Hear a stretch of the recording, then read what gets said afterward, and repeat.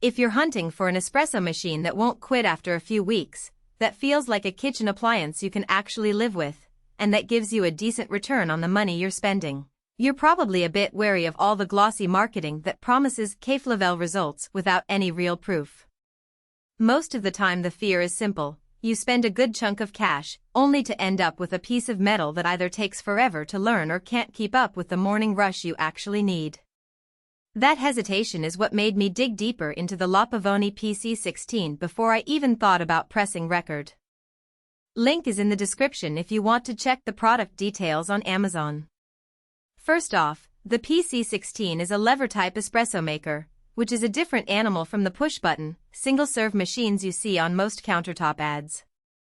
The whole idea behind a lever is that you're controlling the pressure yourself, which can be a blessing and a curse. The blessing is that you get a tactile sense of what's happening. You can watch the pressure gauge climb, feel the resistance of the piston, and adjust your tamp and grind on the fly. The curse is that you need to be willing to put a little muscle into each shot and spend a few minutes mastering the rhythm. If you've never used a manual lever before, the learning curve can feel like learning a new instrument, but the instructional video that comes with the PC16 does a surprisingly good job of walking a complete beginner through the basics. One of the first practical questions I asked myself was, how many cups can I actually make before I have to refill? The 38-ounce brass boiler is the heart of this machine, and it holds enough water for roughly 16 standard espresso servings. In a real-world scenario, that means you could serve a small family breakfast, a weekend brunch for friends, or keep a tiny office kitchen stocked without constantly pausing to top off the tank. In contrast, many home-oriented machines top out at 46 cups, which can feel like a bottleneck when you have a crowd.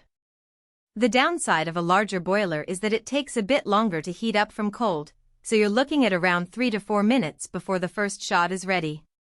If you're used to a one-button ready in 30 seconds experience, that warm-up period is something you have to plan for. The dual frothing systems are another point that separates the PC16 from a lot of entry-level gear. There's a traditional steam wand on one side, which is perfect for creating the classic microfoam you need for a cappuccino or latte art. Then there's a secondary frothing tube that can be used for larger volumes of milk or for whipping cold milk into a silky foam for iced drinks. In my kitchen tests, the steam wand gave me a stable, velvety texture after about 8 seconds of steady pressure, while the secondary tube let me foam a whole quart of milk in under a minute, handy when you're making drinks for a group. The trade-off is that you have 2 separate pieces to clean, and the steam wand can get a little finicky if you don't purge it properly after each use. That's a small price to pay for the flexibility, but it's worth noting for anyone who hates extra cleanup steps. Aesthetic-wise, the chrome base gives the machine a professional look that holds up well against a busy countertop. It's not just a pretty face, the chrome coating also resists fingerprints better than a plain stainless steel finish, which means you spend less time wiping down the exterior. The solid brass boiler isn't just a marketing buzzword either. Brass retains heat evenly, which helps maintain consistent pressure during a brewing session. In practice, that translates to fewer dry shots when you're pulling a back-to-back espresso for a double or a macchiato. Now, who should actually consider putting the PC16 on their counter? If you're a coffee hobbyist who enjoys the ritual of pulling a shot, likes to experiment with grind size, dose, and pressure, and doesn't mind spending a few minutes each morning fine-tuning the process, this machine is a solid fit. It also makes sense for small gatherings where you want to serve multiple drinks without constantly refilling a tiny reservoir. The built-in pressure gauge gives you a visual cue that's invaluable when you're learning how to dial in extraction, and the dual frothing options let you serve cappuccinos and lattes without buying an extra milk frother.